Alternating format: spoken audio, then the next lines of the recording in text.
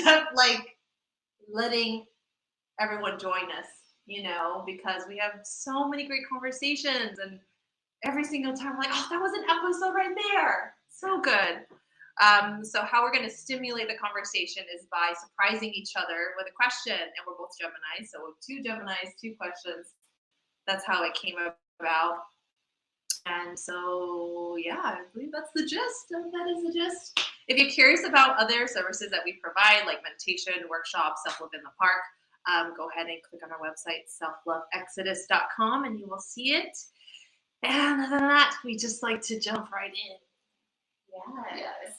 So am I asking you? I know, we always have to do this. Who asked who first last time, everybody?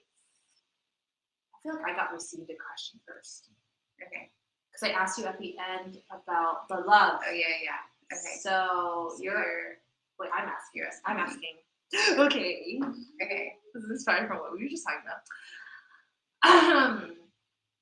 I know that when I think about my past partners, there's still some kind of emotion that comes up. There's still something that I could still feel when I'm really concentrating about my experiences with them. So my question to you is, when you think about your past partners, like, what type of emotions, like what comes up? It could be positive or negative, whatever, it could be anything. And how does it reveal your inner child wounds? How does it connect with that? So I guess I'm leaning more on pain stuff. Yeah. Usually that's what comes when we think about past partners, some pain, because obviously it didn't last. Yeah. And there was some separation and some things that were really heartbreaking, frustrating. There could even be anger. So yeah, I wanted to open the discussion like that because we were just literally talking about our past partners. Yes. So I was in that mode still. Yeah. Well, I think it's different with each one. Each one. There's there are certain people that I feel like this one right now. I have one past partner that we're doing like all of this lovely rebuilding friendship type of work right now, which is really cool. Yeah. And healing. Even yesterday, we kind of like addressed like something that was like pretty tender and pretty painful when we were together, like this thing that had happened, this like feedback that had been given, and we didn't have like the skills or vocabulary to communicate about it appropriately at that time, and it just like brought up a lot of like painful, insecure emotion for me. And like he didn't really know what to do with all of that, and he couldn't really express clearly what he was trying to say. Anyways, that was like 5 years ago. So, and since then, I've just learned a lot, about myself and about the dynamics between the masculine and the feminine, and the way that we can like depolarize each other. Like when we are coming, like when we are the feminine role, and we're expressing a lot of like assertiveness, that can like demasculinate the masculine, Yeah. And so the feedback was kind of around that. It was like around like me having like too much assertiveness. And at the time I was like, dude, I'm like an empowered woman. Like I was more on that tip. But I felt there was like a reject. He was like kind of repelled. There was like a repelled. And so it like really hurt me. But now I've learned that like I got there's just like a lot of conditioning to be masculine in our culture, in our society, and in my upbringing. My mom had a lot of masculine energy as like a single mom, and just kind of her conditioning and her personality. And so I really absorbed this like kind of like bossy energy, like even in like with others. So yeah, so just like I've really been working over the past many years on like bolstering my feminine. So interesting, because I could feel this when people meet you, they feel feminine energy. And you're like, actually, like what's rooted in me or what I absorb from a young child is masculinity. Very interesting. In the like intimacy realm, where I'll just like kind of feel, I mean, not all the time and not completely, but have Yeah, and I think that there's like a fear, but it comes from you asked about the wound. So there's this like wound that the masculine isn't gonna like rise, isn't gonna show up, isn't gonna meet me. So I'll just like my tendencies and my habits were like, well then I'm just gonna meet you way over here to make sure I get met. And then they're like, wait, that's not comfortable. Yeah. Wow. And so a big part of the feminine is like learning how to just like lean back, trust, be, Wow. like be with the divine, serve yourself. I feel that. I'm feeling into like the panic that you're talking about. Like you're worried about how they're not going to show up for you in a certain way. So you're just like, let me just go over there and like maybe the word confront or like be very assertive. Yeah. And like really, hey. Yeah. And that wasn't working. Yeah. Okay, that's interesting. Reflecting on I relate. Totally. Like, yeah. and they're like, dude, and that wasn't the approach that would invite perhaps a conversation. Yes. Yeah. Yeah. And it was around our like sex life too, where I was like being like too initiative, like doing too much of the initiating. And he was kind of shutting down around that. And I was like, oh my God, you don't want me, you don't desire me, you're not attracted to me. Like all of those stories started coming up. And so we just had none of this framework at that time. Yeah. And so it was like literally just like a breakdown that like went on, like kind of just like, what? Yeah. So 5 years later, we're like kind of addressing some of that and talking about it because we're building a friendship. Wow. Yeah. So that has opened up where you get to kind of like process the painful, challenging areas. Yeah. That you two experienced. Totally. Oh, wow. And it's so cool and I'm so grateful for it. And then I have someone that I am not in contact with that was like someone that I loved, and I hope that at some point we can also like have these healing conversations and do that like reconciliation work, because like on a soul level he's like a family, soul family to me, which is why I only connect intimately with people that feel like my soul family. So it's hard when you have such a separation with someone that you like consider family and you like can't even talk to, like the talking isn't happening and there's just like all of this like unresolved, these unresolved feelings. So I just hold the intention that like one day that's gonna come around, Yeah. And what are the pains associated with that one that connects to your inner child? Ooh, so many. Right. Yeah. I mean, it's interesting. I think when the kind of the messaging in that dynamic is like, I don't have time for you. You're not important. You're not a priority. I don't really value this connection enough to like to like show up to do some healing here. Ooh. And that's all childhood. Yeah, I feel living. that one. Yeah. You're not a priority. You don't matter that much. These other things are more important. So like back burner. Yeah, totally. Ooh. Yeah. Painful. Super painful. So painful. Yeah. But it's like one of those things where like the solution is in me being so aware of these wounding patterns, right? And like, okay, well if that's the story that's being told here, like totally. Like, let me try on some new stories. Which is why I've been really working with the like holding the faith that like this will come back around in divine timing to be healed up, in the same way that this other relationship, like it took years. 5 years, yeah. Right? And you continued on your path, you're doing your thing, and now you have the tools, now you have the awareness even more to like have this conversation with him and not be re-triggered. Yeah. Woo! That, I know that a lot of us imagine what it would be like to talk to them today now. Yeah. And how would you respond? Would you get re-triggered again? Whew, I imagine that a lot.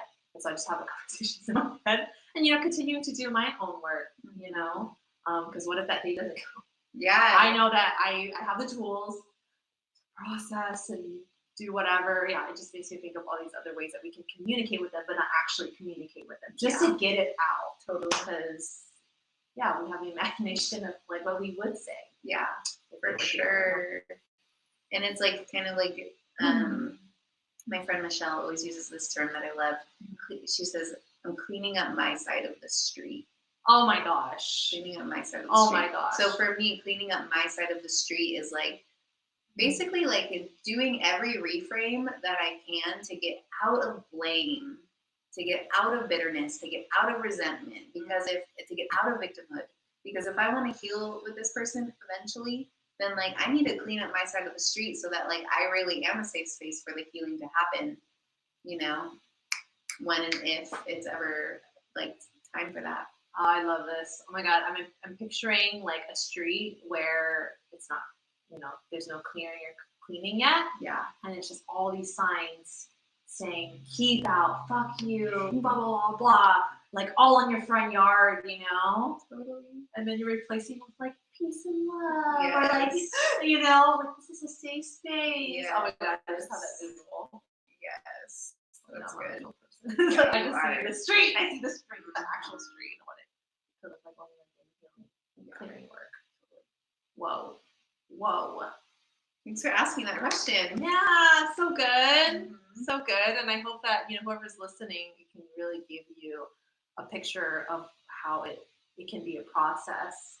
And I love how you mentioned catching if we are blaming, if we are being victimhood, and the beliefs behind what we're still continuing to live with, because all that pain got activated, right? It activated really that belief. And going from awareness and actually practicing something that will help. It's true, because you know what? If the foundation of the story between you and anyone, like someone that you're dating or someone from your past, is I am worthless, and you gave me the evidence of that,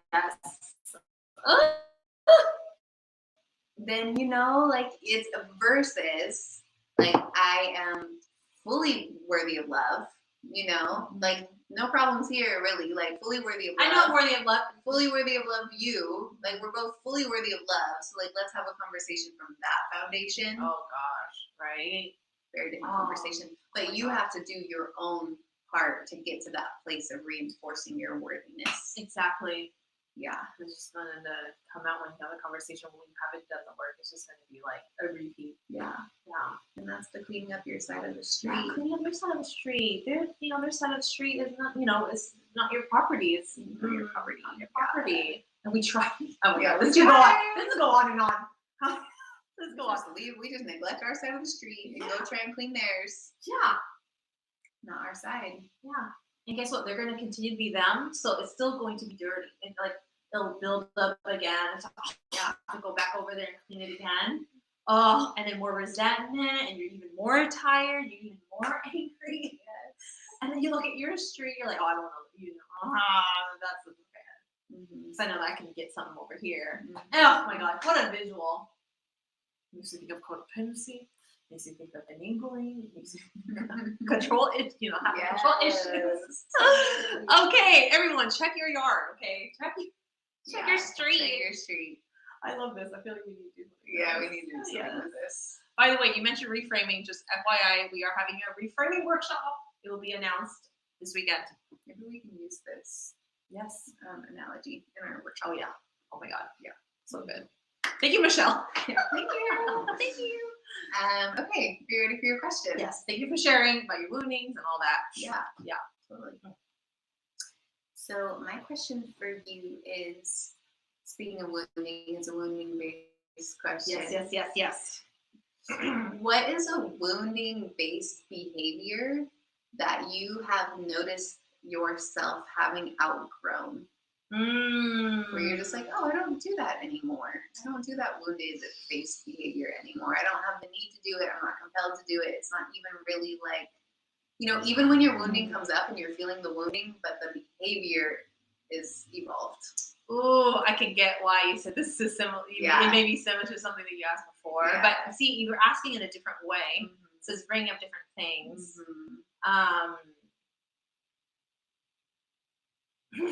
Okay. There's a little wounding, like barely, like this. I recognize it so much. I know, like, I know my new beliefs so loudly because, right, the reinforcement of that, the practice of self love, but it's when, so, my love language is quality time and physical touch. And I really show the physical touch a lot. If Pila was here, he can validate. And it's so, oh my gosh, in the past, when I would show physical affection to my past partners, oh my gosh, they would be so repelled from it. Like, give me some space. Like, oh, too much, too much. And I would feel so shut down, so rejected of how I'm not loved. No, like, you don't love me. Um, I'm trying to think of other thoughts that is attached to that, but like a big loud one is like, oh, you don't love me. Like, oh God, what am I doing in this relationship? Oh wait, am I in a relationship that where it's like I love them when they love me? Are they falling out of love with me? Like da da da da da. A lot of like love stuff, like not being loved. Like you don't love me. Yeah. That means you don't love me. Yeah, projection. And so today, he makes fun of it now, but it's just so funny. Like this is joke where like when he sees me, he knows what he's about to get. Hella touch. Hella touch. Like, oh, honey, and he'll just like he'll see me, he'll go like this. He'll just be like, not here, right? And I would just hug him and kiss him and blah blah, and then like and there were times where like he's stretching or he's doing something, or maybe he's just in a certain space when I come over, and so like I see that flare up sometimes when he's like, hey, like I need my space, and I'll be like, but we haven't seen each other all day. Don't you miss me? But not have fun with it now, and even if it flares up, I'm just like I need to respect his space. Yeah. I don't know where he's at mentally right now. I don't know, like honestly, that's what it is, because he's usually concentrating on something, or he's in his life, he's been celibate for so long, he's not used to so much touch, and he is very used to having his alone time. So when I come over, when he's stretching or doing something, he's used to doing that by himself, like no one's coming over, and he's in his zen moment. So who am I to like come over and demand, hey, I just got over here, give me attention now. Yeah. He'll kiss me, like give me a hug, but then like I'll always like linger around like 5 more minutes. But now I just joke and then we laugh, it's funny, and then I step away. Wow, cool. Oh my God, yeah. And so it's just like really learning that like I know that he loves me. Yeah. It's just more about like respecting his space and what he needs, and it doesn't mean he's rejecting me. Totally. And I'll be like, okay, let me do what I need to do, And then for him, quality time is enough. Like me being with him, that's his love language. Yeah. Like that's already Sharing great. space. Just sharing space. Mm-hmm. He's like, just be in the same room with me, and like just be with me, and like I'm good. Mm-hmm. Yeah. So yeah. So recognizing and honoring his love language. Yeah. And then like him recognizing my love language, letting me have my touchy time, and then like, okay, I'll back off. Yeah. Yeah. And and like I love the way that you now are able to think about like, okay, where is he at in this moment? What are his needs in this moment? Like once when he sees me, his needs are met already. Yeah, exactly. He's already met. Yeah. So that's reassuring, right? Yes. That's reassuring that like, okay, cool, like he's already in his love language just by your presence. Yes. Yeah. Yeah. It's funny even talking about it because this happens every day, and I know, and sometimes I really like go overboard, but I know that I'm doing it. Yeah. And I know that it'll get a laugh out of him. Yes. Saying things like, don't you miss him? We haven't seen each other all day. Or like, oh, like you're just like sunshine. I just go overboard, and it's funny. He smiles, and then I just like I can feel it. I'm like, okay, we're good. Yeah. Or like when we're done hugging, he's like, okay, and I'm like, oh. I'm like, okay. I'll just do that just because I know it'll get a reaction out of him. So it's just now really playful, and I just know not to take it personally. Yeah. And I know that he loves me. Yes. And I love myself. Yes. Yeah. So good. And I like that transition too. Like, all right, now like let me go tend to me in this shared space where we're sharing quality time together. Yeah. Co-working self-love time. Co-working self-love time. Yeah. Yeah. And then one other thing too, I noticed that last night, like when I closed my eyes and you asked me that question, it took me to a moment where I was at home doing dinner, and I haven't texted him in a while. It's been several hours now. We usually do check-ins, and I was like, wow, back in the day,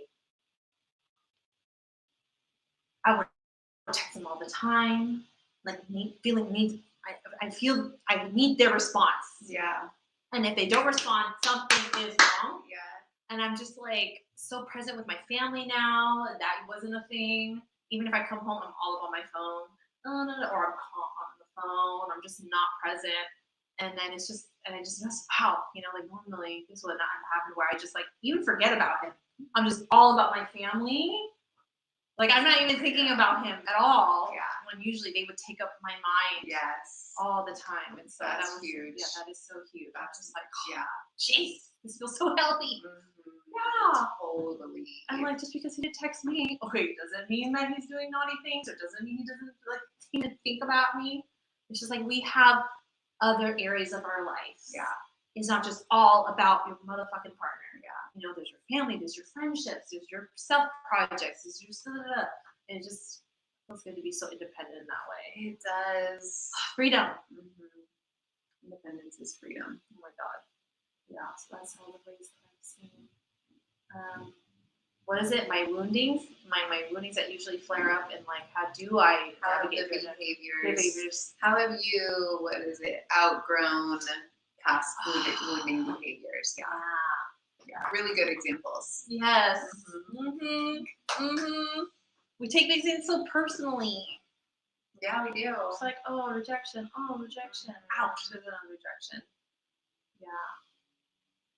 And like, how can you see where other people are at if you're not seeing where you are at to even go there and like consider their space, consider like, hold on, where are they at, Yeah, and if you're not rejecting yourself, if you're not rejecting yourself, then you can really actually hold some selfless space for another person and just be like, oh, I see what you are going on. I'm like, you're busy as fuck. Like, I'll see you when I see ya. Yeah. Or whatever it is. Yes. Because you're not in a story of like, they're rejecting me, I'm awful, they're not attracted to me, they're into someone else, I'm whatever. Like, yeah, it is so insane where we'll take it. Yeah. Oh my goodness. Yeah. Great reflections. Okay. That's our show, episode 10. Yeah, that's show. We talked about our past partners and current. Into current and how we're navigating and how that looks differently. Wow. Okay, everybody, that was our episode 10. If you're interested in our self-love practice in the park event, if you're interested in the reframing, that's not posted yet, but make sure you're subscribed so you'll get the email blast about that, reframing workshop, and then our meditation. Yeah, click on our website. And we're live here at 11 every Saturday. Yeah. Okay. See you later, alligators. See you later. Thanks for joining.